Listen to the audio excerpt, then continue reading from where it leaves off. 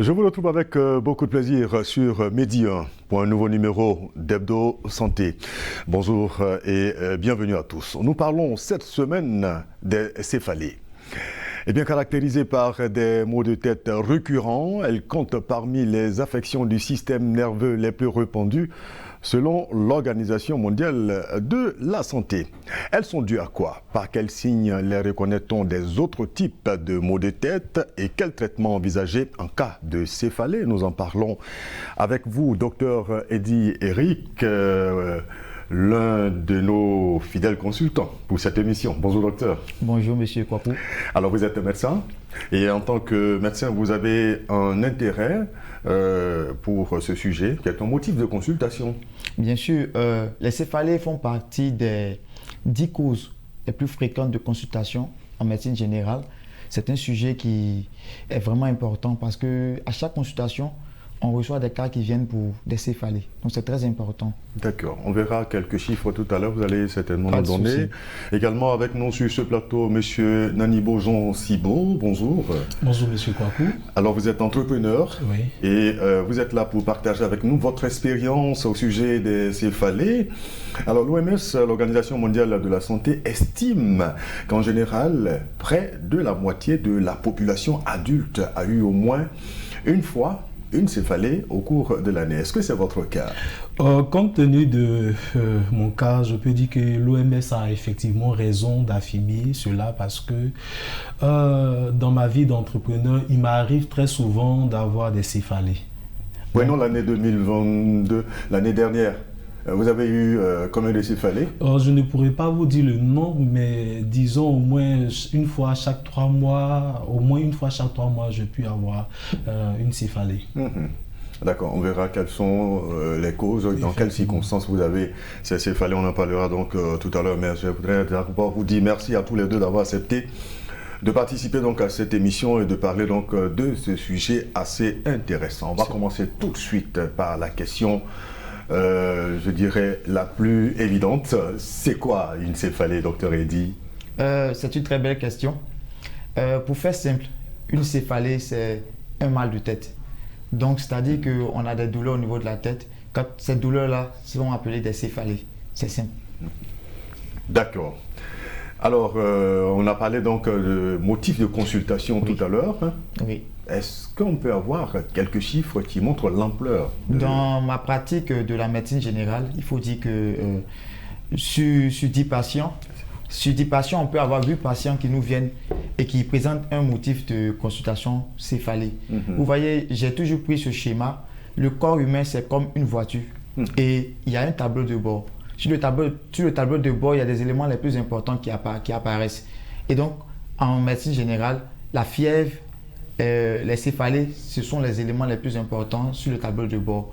Les gens nous viennent à l'hôpital avec ces signes-là. Donc les céphalées sont très importantes. Sur 10 patients, on peut recevoir 8 patients qui nous viennent pour parler de céphalées. Donc c'est très important. D'accord, alors c'est très important. Les céphalées, c'est un sujet qui préoccupe donc beaucoup de personnes, j'allais dire, qui nous préoccupent nous tous. Et nous allons donc prendre tout de suite les préoccupations, les questions donc des téléspectateurs recueillis par Ferdinand Kwaku. Bonjour docteur, j'ai un souci, pas un souci en tant que tel, mais je confonds certains thèmes liés aux pathologies.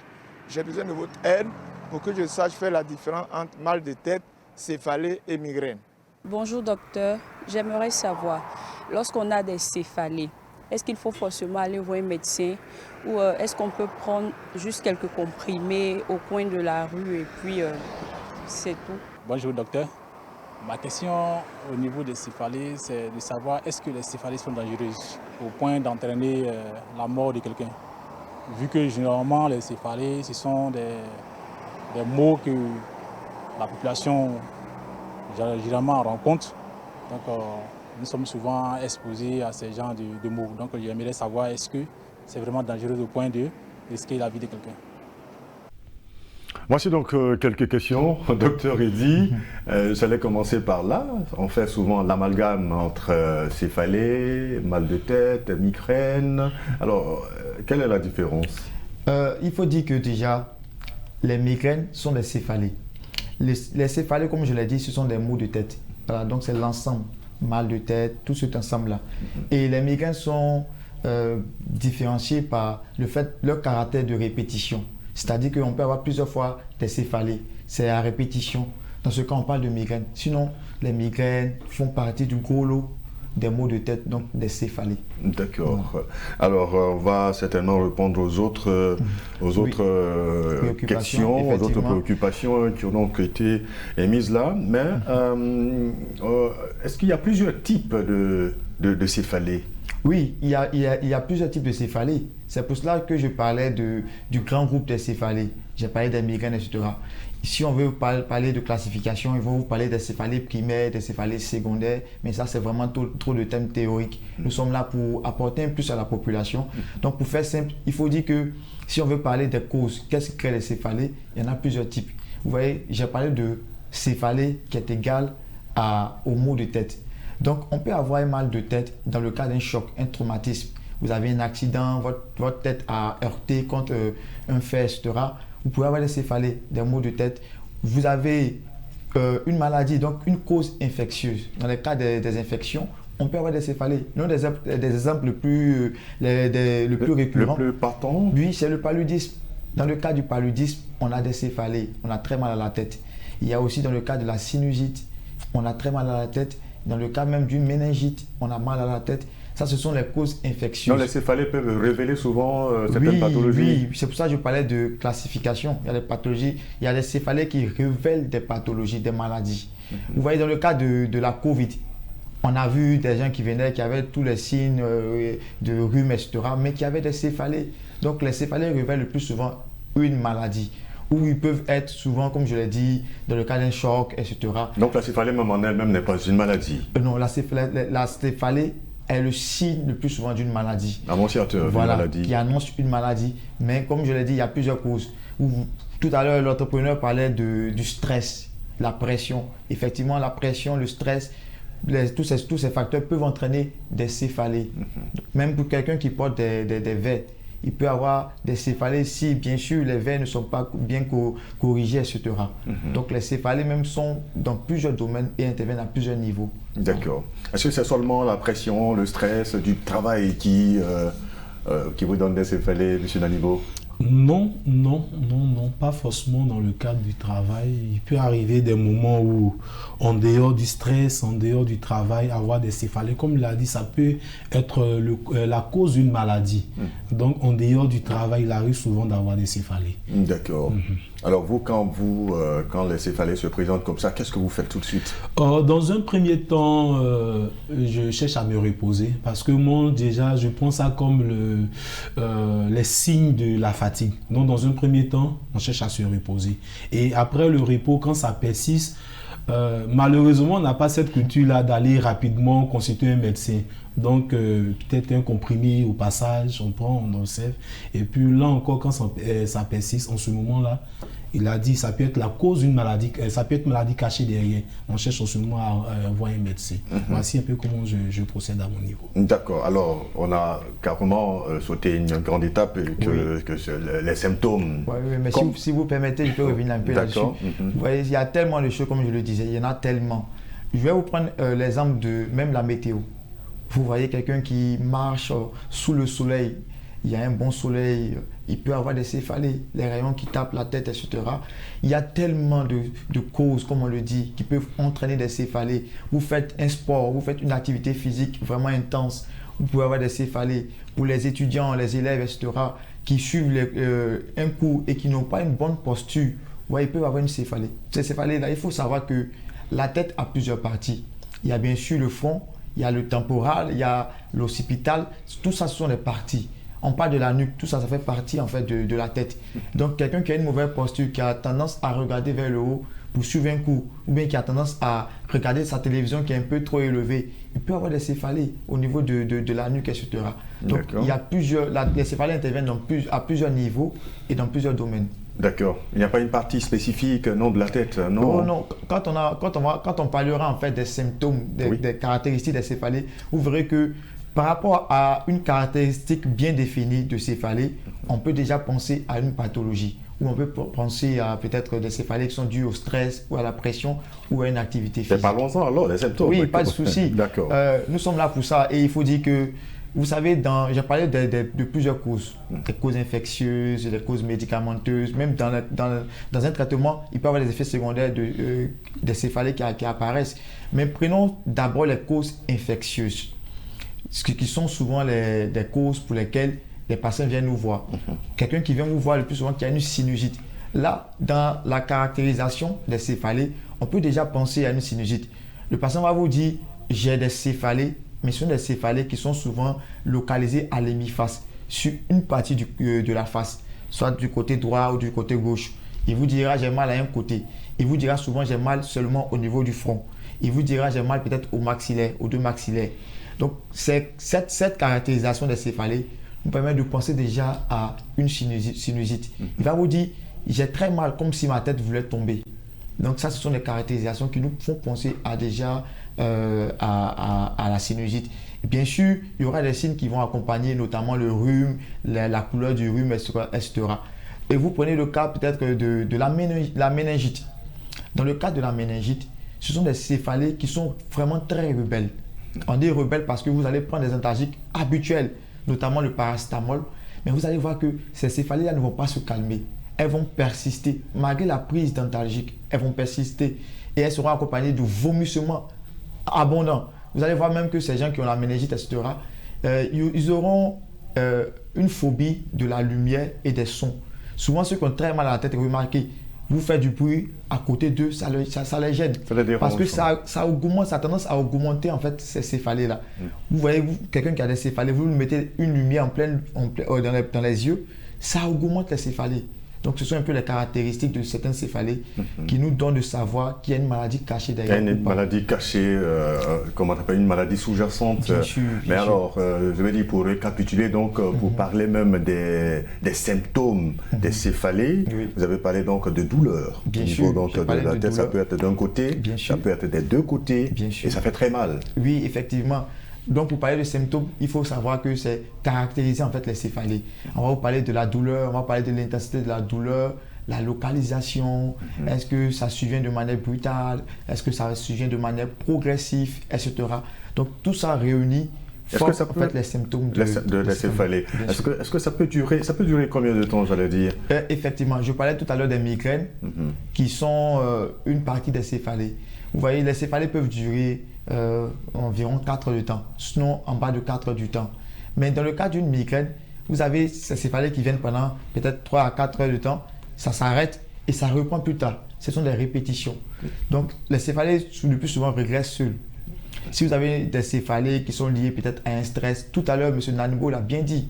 Il a dit qu'il a eu une très grande pression et il a travaillé en faisant 2 nuits sans dormir. Mais quand il s'est reposé, les céphalées ont cédé. Le plus souvent, les céphalées cèdent simplement sans médicaments, sans prise d'antalgique. D'accord. Il y a une dame qui a posé la question. Est-ce qu'on a besoin forcément d'aller voir le médecin? Est-ce qu'on peut prendre un médicament juste dans sa boîte à pharmacie pour calmer les douleurs? C'est conseillé? Oh oui. Il faut dire que les céphalées sont déjà des choses qu'on peut gérer à la maison déjà. Contrairement à la fièvre où on a demandé à la population de se rendre à l'hôpital, etc. Les céphalées, le plus souvent, régressent, comme je l'ai dit.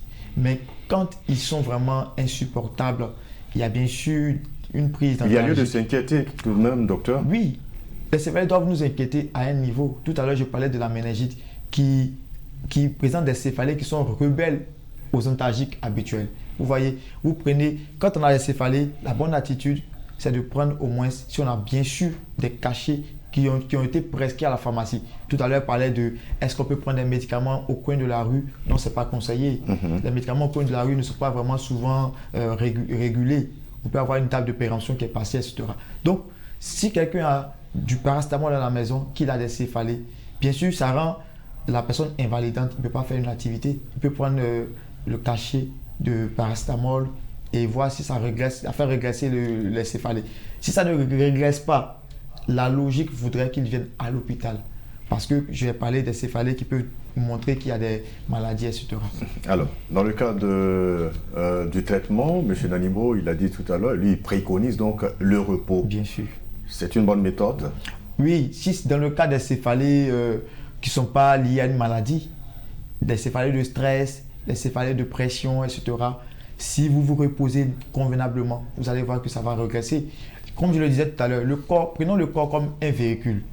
Quand il y a une défaillance dans un véhicule, bien, les signaux s'allument sur le tableau de bord. Donc, une personne qui pousse énormément sur son corps, qui fournit des activités, une activité intense, qui a une pression, qui a un stress important, le corps va réagir, va lui dire, mais attends, mais mon ami, je suis fatigué. Donc, il y aura la fatigue, mais il y aura aussi des céphalées qui viendront lui dire, attention, tu manques de repos, tu pousses trop sur moi, attention. Et le repos, alors, peut s'avérer sauveur, peut réellement tout remettre en place. C'est pour cela qu'il est important de dormir la nuit. Le sommeil de nuit, c'est pour permettre au corps de se reposer. Mais vous imaginez, M. Danibo, à cause de ses activités intenses, a eu à faire 2 nuits sans dormir. Donc son corps était obligé de lui dire, attention, je dois me reposer. D'où les céphalies. D'accord. Alors lorsqu'on a des maux de tête rebelles qui ne se calment pas, vous avez dit que l'attitude idéale, c'est d'aller voir un médecin. Oui. Et quel traitement on met en route donc dans le cas d'espèce pour traiter la céphalie? Merci beaucoup. M. Danibo a une très bonne attitude. Lui, de son cas, sans même être médecin, il a su qu'il fallait se reposer. Donc, j'ai parlé tout à l'heure des causes des céphalées. Quand vous venez à l'hôpital, vous prenez des médicaments et les antalgiques habituels, ça ne se calme pas, vous venez à l'hôpital. Le médecin cherchera à savoir de quoi vous souffrez, bien sûr. Est-ce que vous êtes malade? Est-ce que vous avez une pathologie infectieuse, bactérienne, virale? Donc, il y aura certainement des examens qui seront faits. Si c'est une pathologie bactérienne, bien sûr, il y aura, en plus des antalgiques, des antibiotiques qui vous seront prescrits. C'est-à-dire traiter en fait la cause des céphalées. Si c'est une cause de maladie, on traite la maladie et vous allez voir que les céphalées vont regresser. C'est pour ça qu'on demande à la population, si vous avez déjà pris des médicaments, des antalgiques à la maison, que ça ne va pas, rendez-vous à l'hôpital. Le médecin mènera les interrogatoires et saura de quel mal vous souffrez. Et quand on mettra en place un traitement, vous allez voir que ça va regresser. Monsieur Danibo, dans les estimations de l'OMS tout à l'heure, on a parlé de population adulte. Alors, quand vous regardez avant d'être adulte et maintenant, est-ce qu'il y a une différence? Est-ce qu'avant vous faisiez plus de céphalées que maintenant que vous êtes en activité? Merci, monsieur. Je crois que j'ai commencé à avoir un peu plus de céphalées quand je suis entré dans la vie professionnelle. Dans la vie active. Bon, avant ça déjà, disons, quand on était encore dans les études, avec, il a dit tout à l'heure le docteur, avec la pression de la bosse, bon, c'est des choses qui se ressentaient en fait, avec la fatigue, tout ça. Mais aujourd'hui, c'est encore plus présent, contrairement à quand j'étais encore plus jeune. Voilà, donc c'est ce qu'on peut dire, c'est encore plus présent maintenant. Vous voyez que là, vous avez devant vous une personne, un témoin qui est vraiment l'idéal. Quelqu'un qui est dans une vie active, qui a beaucoup d'activités. Voilà, ça c'est vraiment un témoin idéal. Ça montre que celui qui a beaucoup d'activités, qui est soumis à beaucoup de pression, de stress, il aura constamment les céphalées. Mais n'empêche que des enfants aussi ont des céphalées. Les enfants aussi ont des céphalées. Et à un certain âge, ils ne savent pas les décrire. Par contre, quand ils savent parler, ils vont vous dire « Ah, j'ai très mal à la tête ». Il y a des enfants qu'on reçoit en consultation qui vous disent clairement « J'ai mal à la tête ». Et vous situent même ces douleurs-là. Ah, c'est au niveau du front, c'est au niveau du temporal, c'est au niveau de telle partie. Donc, les enfants aussi ont les céphalées. Et il a parlé lorsqu'il était encore jeune, les études, etc. Oui, effectivement, quand on étudie, on a des céphalées. Tout à l'heure, hors antenne, je vous disais que lorsque nous faisons des consultations, pour un médecin qui reçoit près de 50 patients la journée, qui va réfléchir, qui va chercher des diagnostics, qui va chercher des médicaments, des posologies, etc. Mais quand il descend de la journée, non seulement il y a la fatigue, mais il y a aussi des céphalées. Donc quand on fournit un effort important au niveau du cerveau, eh bien, le cerveau va vous dire, je suis fatigué, il faut que je te repose. D'accord, alors je parlais donc de personnes qui seraient susceptibles, je vais dire, de faire plus de céphalées. On a parlé donc des enfants, des personnes adultes. Oui, effectivement. Prenons donc le cas spécifique des femmes enceintes. Bien sûr. Est-ce que là, leur état peut, je veux dire, les prédisposer à faire des céphalées? Et puis, est-ce que les céphalées peuvent, par exemple, avoir des complications au point de faire vomir, par exemple, la personne? Oui, déjà, il faut qu'on vous dise déjà que la grossesse n'est pas une maladie, mais la grossesse favorise souvent l'arrivée de certaines maladies. Vous voyez.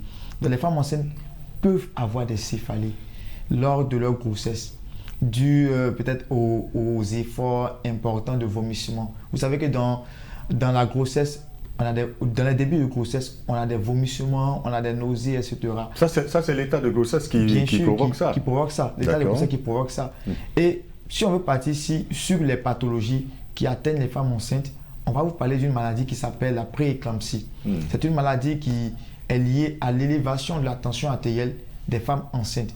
Et vous savez que dans le cas d'une hypertension artérielle, l'un des signes majeurs, c'est les céphalies. D'accord. Quand la tension monte, vous allez voir qu'il y aura des céphalies importants qui seront accompagnés de vertiges, qui seront accompagnés de troubles visuels. Ah d'accord. Voilà, donc lorsque les céphalées, on peut avoir des troubles visuels, des vertiges. Bien sûr, effectivement. Et même vomi, non? Bien sûr, et même vomi. Ah bon? Je vous assure, les céphalées peuvent vous faire vomir parce que c'est une tension importante au niveau de la tête, surtout dans le cas de l'hypertension artérielle. Donc vous allez voir que la personne va vomir, va avoir des troubles visuels. Il va vous dire que j'ai des flous visuels, je ne vois pas bien. Tout ça, c'est lié à la montée de tension artérielle. On a un téléspectateur qui a posé la question tout à l'heure, est-ce que les céphalées sont dangereuses, peuvent même conduire à la mort? Est-ce que vous, M. Nanibo, est-ce que vous avez déjà eu des céphalées qui vous ont inquiété quand même? Des céphalées qui m'ont inquiété... Non. Non. Mais c'est souvent dans le cas des maladies. Il a déjà dit, bon là, en fait, je savais déjà que c'est parce que j'étais malade, que peut-être cette douleur-là allait au-delà, peut-être des 4 heures, même voire plus d'une journée. Donc ça, déjà, on s'est remis directement aux médecins qui ont pu faire le travail. Vous saviez déjà la cause de votre... Voilà, c'était en fait dans le cas d'un palud un peu sévère. Voilà, donc, sinon, en dehors de ça, dit avoir des céphalées. Mais ce que j'ai dû remarquer dans l'exercice de mes fonctions très souvent, c'est avoir des céphalées qui vont entraîner jusqu'à même des vertiges. Parce que très souvent, on est sous pression, étant fatigué, on a souvent vertige très souvent. Donc quand c'est comme ça, bon, on fait un break. D'accord. Les céphalées peuvent être dangereuses au point de causer la mort? Tout à l'heure, j'ai parlé de plusieurs causes des céphalées. Eh bien sûr, il y a des céphalées qui peuvent vous entraîner, qui peuvent vous emmener à la mort. Si vous avez un cas de méningite et les parents décident de traiter ce cas de méningite d'un enfant, bien sûr, à la maison. Donc vous allez voir qu'ils vont lui donner des antalgiques, du paracétamol, etc. Prends, ça va aller, prends, ça va aller, parce que je vais dire, cette céphalée cache donc une maladie très grave. Bien sûr. Et ça peut se compliquer. Ça peut se compliquer, effectivement, vous avez tout compris. Donc du coup, il ne faut pas toujours vouloir gérer les céphalées à la maison, comme je l'ai dit. Si vous voyez qu'après la prise du premier antalgique, ça ne va pas, il faut vous rendre à l'hôpital. Parce qu'effectivement, ça peut cacher une maladie qui est grave. Vous savez, la méningite, c'est une maladie qui touche les méninges, le cerveau. Donc, à la longue, ça peut entraîner la mort. Si et seulement si, ce n'est pas vite pris en charge. Et même dans le cas d'un paludisme, on peut avoir des neuropaludismes. Un neuropaludisme, vous voyez que la personne peut avoir des problèmes et le neuropaludisme peut conduire à la mort. Donc, les céphalées peuvent être dangereuses si on ne va pas rapidement à l'hôpital. Si on essaie de calmer cela à la maison, ça ne va pas. Il faut se rendre à l'hôpital. Le médecin est bien placé pour pouvoir gérer les céphalées. Est-ce qu'on peut prévenir les céphalées? D'entrée de jeu, on a dit que tout le monde a au moins fait une céphalée. Sinon, moi, je vais exagérer. Je vais dire 2 à 3 céphalées l'année. Parce que c'est souvent difficile de prévenir les céphalées. On ne peut pas prévenir, on ne peut pas prévoir en fait ce qui se passe dans notre vie. On peut avoir un emploi où on demande beaucoup de pression. On peut être face à un examen où il faut beaucoup donner. On peut être, voilà, vous voyez, on peut même être soumis à un voyage qui va durer 6 heures, 7 heures de temps. Donc, tout ça, c'est ceux qui nous font penser, qui nous font réfléchir énormément. Donc, ce sera difficile de pouvoir prévenir. Je reviens à vous, Dr Reddy, mais je voudrais, avec M. Nanibo, est-ce que votre médecin vous a déjà dit, vous, en tant qu'entrepreneur, vous avez beaucoup d'activités très souvent, est-ce qu'il vous a déjà donné des conseils pour que vous puissiez éviter les céphalées, par exemple? Bon, les conseils qui sont revenus dans mon cas, c'est comme je l'ai dit en termes de jeu, c'est le repos. Le repos. Il vous a recommandé le repos? Voilà, le repos. En fait, le docteur l'a dit tout à l'heure, le corps est un peu comme un véhicule. quand tu l'exploites trop, arrivé un moment, bon, le véhicule va te demander de lui laisser un peu un temps de repos. Voilà, donc quand on travaille, qu'on voit qu'on a trop donné, de temps en temps on fait un break et puis on se repose pour pouvoir bien répondre. On termine par un conseil majeur, Dr Eddy. Qu'est-ce qu'on peut dire donc pour vous boucler le sujet? Quel conseil majeur vous pouvez donc donner à tous nos téléspectateurs qui ont suivi cette émission afin que, même si on ne peut pas éviter d'avoir des céphalées, mais qu'on puisse tout de même minimiser les conséquences? Vous avez employé le bon terme, minimiser en fait l'apparition des céphalées. Tout à l'heure, il a dit, c'est le repos. Quand nous avons des activités vraiment intenses, il faut se reposer. Vous voyez, certaines personnes à l'Occident et autres vont vous préconiser de faire un peu de yoga, des séances de relaxation. Mais quand on est trop stressé, il faut aussi se détendre, aller souvent à la plage, aller se libérer un peu l'esprit, parce que ces choses-là entraînent des céphalées. Si on ne se détend pas, vous voyez, les céphalées sont vraiment très invalidantes. Dans les recherches, même dans les études, ça fait 20% des cas d'absence au travail. Donc les céphalées font perdre en fait gros aux entreprises. Donc ça a un poids social économique très important. Un poids économique. Donc quand c'est comme ça, il faut que chacun trouve la bonne porte de sortie, c'est-à-dire trouver le moyen de relaxation qui lui convient. D'accord. Il y a des personnes qui écoutent la musique, qui se relaxent et ça passe. Et ça passe. En tout cas, merci à vous, docteur Eddy Eric, pour tous ces conseils, ces informations. Je rappelle que vous êtes médecin. Merci en tout cas d'avoir été là. Merci aussi à vous, monsieur Nani Bojon Sibo. Je rappelle que vous êtes également entrepreneur et vous étiez là donc pour nous partager un peu votre expérience en tant qu'homme d'affaires. Hein, dans les activités, est-ce que les céphalées font partie donc de votre quotidien? Merci infiniment. C'est la fin de ce numéro d'Hebdo Santé. Merci à l'équipe de réalisation et à vous qui l'avez suivi. Prenez soin de vous et à très bientôt pour un autre numéro, toujours sur Média.